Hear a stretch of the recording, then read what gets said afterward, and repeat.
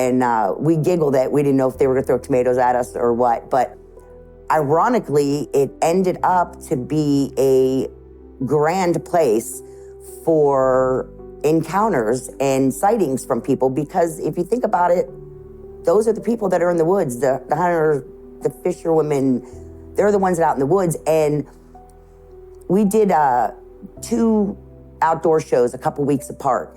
And with those 2 shows combined, I believe we took 87 reports.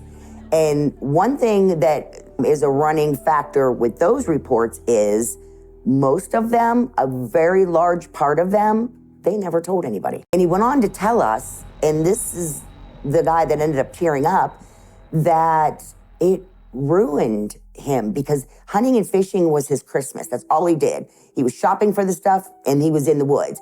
And he could not get himself to go back in those woods, to the point where he sold the property, ended up selling it to his son, who he never told about that. But he was so distraught, and it wasn't aggressive towards him. It didn't even see him. He was in his house. But what he said was, I'm looking at something that's not supposed to exist. And it completely rocked his reality. And I would say, I'm not a doctor, probably had PTSD from it. And he literally teared up about it, to the point where Amy and I teared up with him, and we were hugging him, and he was very emotionally not okay from what happened to him.